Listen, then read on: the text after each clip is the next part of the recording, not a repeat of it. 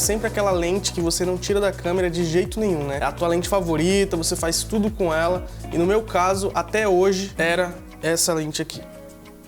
Sigma 16mm 1.4 para sensor cropado da Sony. Essa foi a minha lente que eu utilizei em praticamente todos os meus trabalhos, sem exceção. Eu tinha a 16mm da Sigma e a 33mm da Viltrox. Quando eu precisava fazer alguns takes mais fechados, alguns detalhes, eu utilizava a 33. E a partir de hoje eu adotei uma nova lente como lente favorita, que é exatamente essa que está me filmando aqui, 11mm da Yongnuo 1.8 para Sony sensor cropado. Ela equivale a mais ou menos uma 16mm num sensor full frame. Fica com esse aspecto que vocês estão vendo aqui no sensor cropado da Sony e praticamente essa está sendo a lente que eu mais estou utilizando nos meus trabalhos. Eu tenho alguns trabalhos de arquitetura e ela é mais do que útil para todos eles e praticamente eu deixei de usar essa lente aqui, que é a 16mm. Talvez para algumas pessoas essa lente aqui vai ser um pouco aberta demais, ela vai ser uma lente que às vezes vai te atrapalhar em alguns tipos de trabalhos, só que existe uma vantagem que eu estou utilizando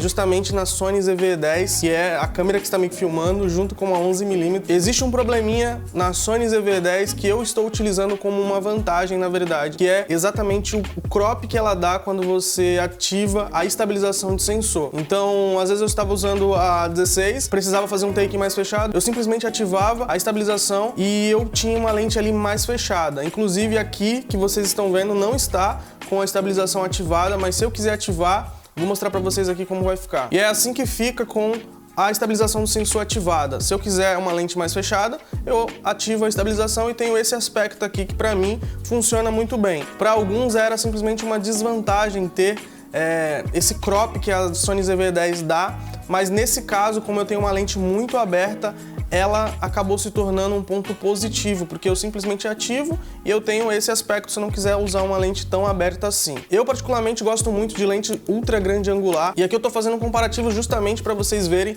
a diferença que dá de uma para outra. Eu vou colocar agora a 16mm da Sigma nessa câmera para vocês verem, vou deixar exatamente no mesmo lugar, na mesma distância, para vocês verem a diferença de uma para outra. E essa agora é a 16mm da Sigma e a distância focal ficou exatamente a mesma que ficou quando eu ativei a estabilização de sensor usando a 11mm da Yongnuo. Então vocês podem perceber que usando essa lente aqui, né, que é a 11mm, eu consigo fazer exatamente o mesmo trabalho que eu fazia usando a 16 sem ter problema algum. Se você tem uma ZV-10, essa lente vai se encaixar muito bem no seu workflow, porque além dela ser uma lente muito aberta, para você fazer trabalhos de arquitetura, trabalhos ali onde você precisa fazer uma perspectiva diferente, você também vai poder ativar o estabilizador e poder ter esse crop que na verdade não perde qualidade, é apenas um crop que a câmera dá ali, e você consegue ter essas duas variações aí de distâncias focais que para mim funcionou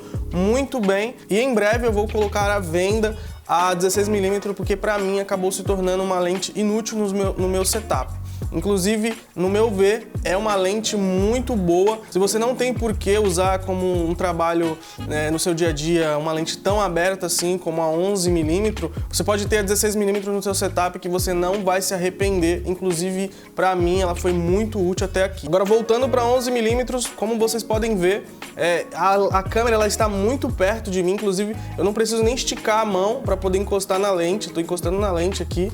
Meu braço, ó, agora esticado, para vocês verem. É uma lente que me surpreendeu muito pela qualidade, pela nitidez. Vocês veem, ó, o foco dela, ele me acompanha tranquilamente. Ele não perde, não se perde assim como lentes, né, que você vê por aí, que às vezes tu precisa de um foco rápido e a lente ela não acompanha. É um foco muito suave e é muito difícil você encontrar uma lente que seja ultra grande angular e com uma abertura dessa, né, 1.8, onde você consegue ter uma lente clara e uma lente muito aberta ao mesmo tempo. Para mim está sendo muito útil. O mais legal de tudo é que o kit da 11mm com a ZV-10 fica um kit muito compacto. A câmera em si ela já é muito pequena e essa lente também é muito pequena. Então é um setup que você pode levar para qualquer lugar, você pode levar para viagem, você pode fazer o que você quiser sem precisar chamar tanto atenção, porque acaba se tornando um kit bem compacto, esse kit que tá me gravando aqui. E é o meu kit principal. Atualmente eu tenho um A6400 que eu uso como segunda câmera, mas o meu kit principal tá sendo a ZV-10, que para mim ela tem alguns aspectos, algumas coisas que acaba sendo superior ao da Sony A6400. Então essa lente para mim ela tá sendo muito boa, tá sendo excelente no meu dia a dia de trabalho.